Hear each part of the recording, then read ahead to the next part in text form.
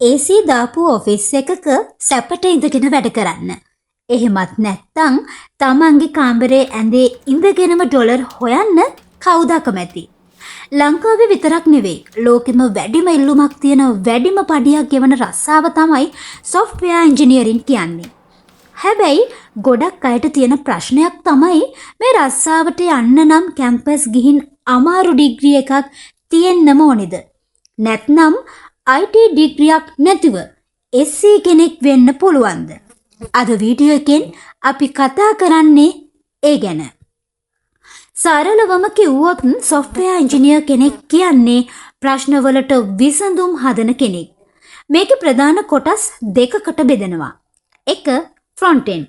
ඒ කියන්නේ අපි app එකක දකින ලස්සන කොටස හදන අය. දෙක back end. ඒ කියන්නේ data save වෙන app එක ක්‍රියාත්මක වෙන්න ඕන මොළය හදන අය. මේ දෙකම පුළුවන් අයට අපි කියනවා full stack engineer කෙනෙක් කියලා. දැන් නෙමු ලොකුම ප්‍රශ්නෙට. ඩිග්‍රියක් ඕනෙමද? උත්තරේ තමයි නැහැ. අනිවාර්ය නැහැ. හැබැයි ඩිග්‍රියක් තියෙන එකේ වාසි තියෙනවා. ඔය රජයේ කැම්පස් එකක හෝ පුද්ගලික කැම්පස් එකක අවුරුදු 4ක ඩිග්‍රියක් කළොත් ඔයාට ලැබෙන පිළිගැනීම වැඩි. හැබැයි අද ලෝකේ Google, Apple වගේ ලොකු සමාගම් පවා කියන්නේ එයාලට කොළ කෑල්ලට වඩා වැඩේ පුළුවන්ද කියන එක වැදගත් කියලා. ඉතින් ඔයාට ඩිග්‍රියක් නැත්තම් තනියම ඉගෙනගෙන මේ ෆීල්ඩ් එකට එන්න හොඳටම පුළුවන්. එහෙනම් කොහොමද ඩිග්‍රියක් නැතිව පටන් ගන්නෙ? පියවර 1. භාෂාවක් තෝරගන්න. ආධුනිකයෙක්ට පටන් ගන්න හොඳම ලැන්ග්වේජ් එකක් තමයි Python හෝ JavaScript කියන්නේ. පියවර 2. ප්‍රොජෙක්ට් හදන්න. නිකන් වීඩියෝ බල හිටියට කෝඩින්ස් පුළුවන් වෙන්නේ නැහැ. පියවර 3. පෝර්ට්ෆෝලියෝ එකක් හදන්න. ඔයා හදන ප්‍රොජෙක්ට්ස් GitHub එකට දාන්න.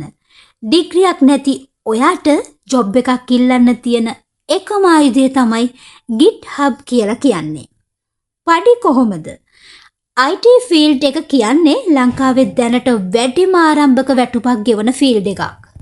ඔයා ට්‍රේනි කෙනෙක් විදිහට වැඩ පටන් ගත්තොත් රුපියල් 80000 ලක්ෂ 1.5ක් අතර පඩියක් ලේසියෙන්ම ගන්න පුළුවන්. අවුරුදු 2-3ක් එක්ස්පීරියන්ස් ගත්තාම මේ ගාන ලක්ෂ 3-4 පනිනවා. software engineering කියන්නේ දිගටම ඉගෙන ගන්න ඕනේ රස්සාවක්. තාක්ෂණය හැමදාම වෙනස් වෙනවා. ඒකට ඔයා ලෑස්ති නම් කැම්පස් ගියත් නැතත් මේ ෆීල්ඩ් එකේ රජ වෙන්න ඔයාට පුළුවන්.